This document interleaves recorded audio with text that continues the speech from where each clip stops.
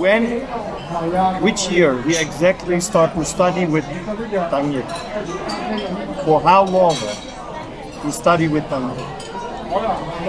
你幾時開始跟鄧奕正式即係個時間，同埋幾長？1963年啊，日月咧我就唔係好記得啦，直至到佢死之前啦。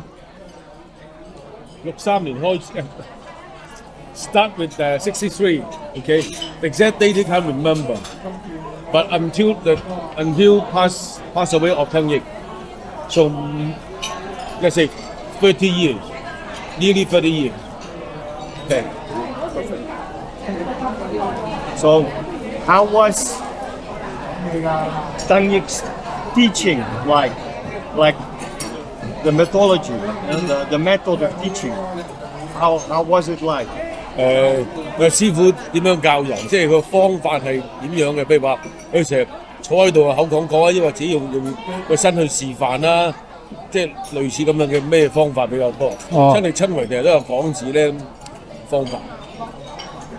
鄧師傅咧教人咧，佢最即係真真正正去教嘅就喺阿容泰倫個天棚嗰度。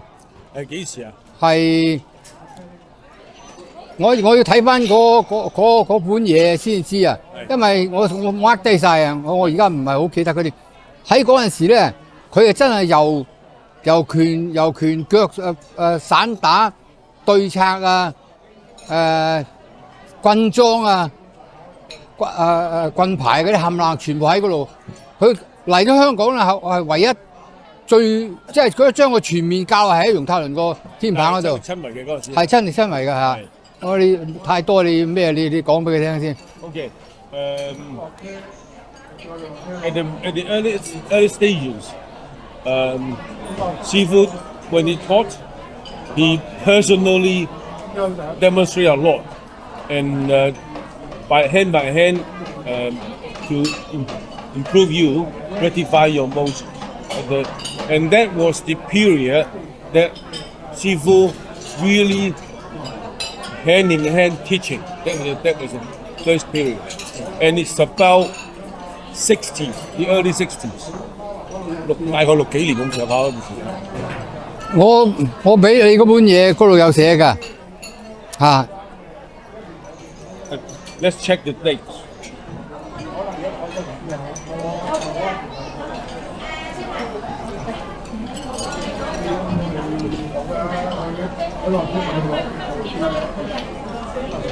我 cap 咗先。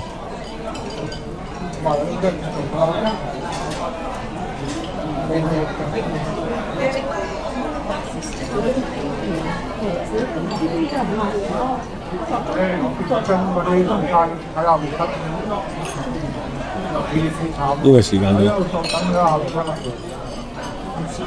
詠春300份，嗱武部棍裝。棍裝68年，係咁上下啦嚇。68年，係68年啦，係啊。即係65、68嗰段時間，係啊，最親力親為。係啊。Okay, probably between 65 and 68. Tang Yik, at the time when he taught, he personally hand in hand to make sure the training is correct. Okay. And that is the only period he said that Tang Yik, when he taught, is so personal. Yeah. Who were the most senior students? In his opinion, like the first students, the most senior ones that really learn all the details from Tang Yik. Who were this group of people? And who stay? Which one stays the longest? Is it him or like the longest time? Who spent the longest time with Tang Yik? Which students? 我話咧，喺你嘅認知之中咧，最老嘅師兄係邊一位，同埋邊個咧係學得最多師傅嘅嘢，同埋邊個咧係留喺度咧同師傅嘅時間最長。即係如果係你都唔緊要喎，你唔係咁講嗱，我個師兄咧就謝金，但係謝金咧係好打得，但係咧佢學嗰啲嘢就唔學得齊啊！即係佢運用嘅時候咧，非常之到家。咩嘢？我講俾你。謝金先 call 謝金。Okay. He was very good in utilizing the technique. Right. And he was earlier than him, of course. But even so, he hasn't learned all the techniques from Sifu. 咁嗱，我而家講晒佢當時喺最學得多名嘅人啦。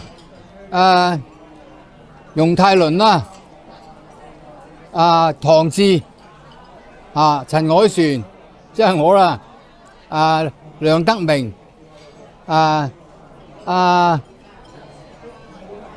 白巨成，廖添，睇下仲有邊個先？邝澤昌都學一半啫，邝澤昌即係學一半就走咗啦。即係照我知道，跟得佢最長係喺7個人啦。Okay. There are 7 students that follow Sifu the longest. 容泰倫，Tim，梁德明，白巨成，廖添，唐志，邝澤昌，these 7 persons. Thank you. And when he was studying with Tang Yik, at that time, did Tang Yik ever mention Fei Lo Chi Temple or Feng Shui Ching? Did he ever mention? 你跟師傅嗰陣時，即係早期嗰陣時咧，師傅有冇提過飛來寺或者馮少清？早期冇啊，早期冇提過啊。佢直至到唔喺容泰倫度教，喺邝澤昌屋企度食飯，佢講出嚟嘅咋。先講飛來寺。係啊。馮少清咧？馮少清嗰啲咪喺嗰個咩啊？嗰個咧打個棍功嗰個鄧。嗰個咩廟啊？嗰個唔係廟。青山寺係嘛？唔係，嗰個係唔係咧？佢又聚100人，聚埋阿楊添嗰班人嘅咧，嗰個叫咩啊？康咩啊？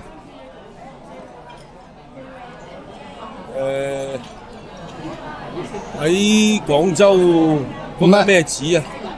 係咪嗰度你講？唔係嗰度，應該係我即係你抄翻嗰個咩啊？咪元和？係冇錯，元和係啊，喺元和嗰度。鄧師傅就咩啊？就有講佢喺飛來寺嗰啲嘢啊。但係佢講元和係後來喺邝澤昌屋企講嘅，先至講元和。係啊。先至講飛來寺。係啊。之前有冇提？冇提過。少清嗰啲都冇提。冇提嘅。馮少清嗰啲係阿惠恩提嘅。惠恩提嘅。惠恩佢喺特德蘭嗰啲人講嘅。但係師傅都全部。冇過。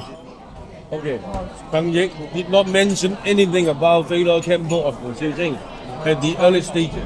Not until very late stages. He has dinner in Kong Jak Cheng's house. Okay. Then they start to mention that.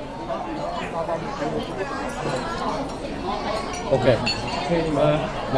Did Tang Yik himself know Sampai Fat or Faking, or did he teach Sampai Fat or Faking, or not at all? 唔係啱啊冇。佢話有冇教300法同花拳嘅？師傅。冇教啊！佢係咩啊？係大德蘭嗰啲師兄教我哋嘅。但係師傅冇教。師傅冇教。識唔識啊？師傅。我唔見佢教過喎。但係花拳咪教過咯，你教我嘅。唔係花拳係邊個教你嘅？嗰個細佬哥教你嘅。阿馮強。係啊，馮強教你嘅。我都唔識花拳。唔係阿昌識，昌哥識。阿昌哥識係啊。佢識。係教我嘅。阿昌啊，乜嘢都學嘅。